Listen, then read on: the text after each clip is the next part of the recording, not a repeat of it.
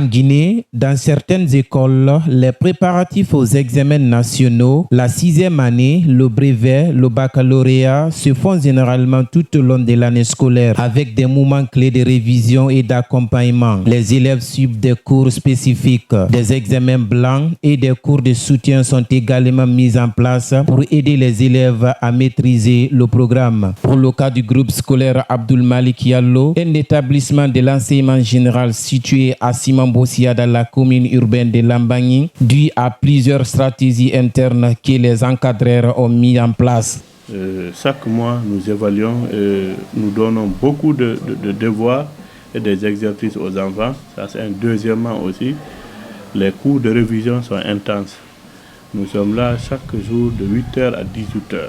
Nous suivons de près et chaque soirée, c'est sanctionné par une évaluation pour voir est-ce que les séries d'exercices données par les professeurs et les maîtres sont compris. Ce qui fait que vraiment les choses marchent bien. C'est-à-dire quand nous prenons le brevet, l'entrée en 7e, le bac, chaque année, même si nous n'avons pas de lauréat, mais nous avons toujours de très bons résultats et des bons classés. Le groupe scolaire Abdoul Malik Diallo est fin prêt pour affronter les examens nationaux, selon le directeur des études Barry Boubacar. Je dirais que je suis fin prêt. Pourquoi? De la manière dont j'ai suivi les enseignants depuis le début, tous les programmes à tous les niveaux sont achevés et je passais toujours par des contrôles périodiques au niveau de tous les professeurs et par classe, ce qui me permettait de savoir à quel niveau, par rapport au planning élaboré par l'État, chaque professeur se situait. Et si un professeur était en avance, je dis non, va doucement, le temps est là. S'il était en retard, non, accélère, voici jusqu'où, à quelle date et à quel pourcentage on devait être. Donc ce qui m'a permis de suivre les enseignants petit à petit au fur et à mesure, jusqu'à ce que maintenant là, tous les programmes sont bouclés. J'ai fini même d'évaluer les candidats au niveau des examens CEP, BEPC et BAC par rapport aux examens blancs.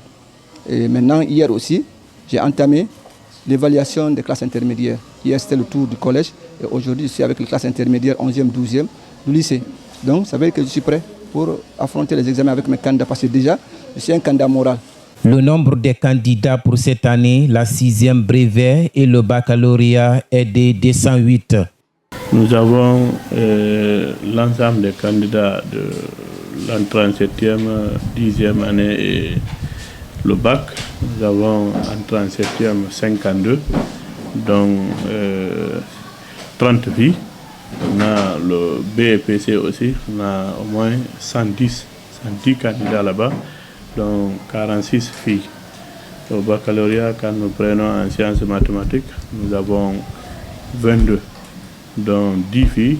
On a aussi en SE5, dont 3 filles et 2 garçons.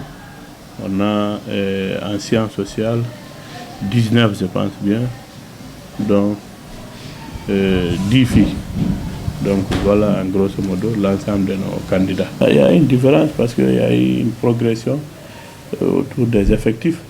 Parce que l'effectif qu'on avait l'année dernière et cette année, il y a une différence. Si nous prenons le terminal, il y a une amélioration.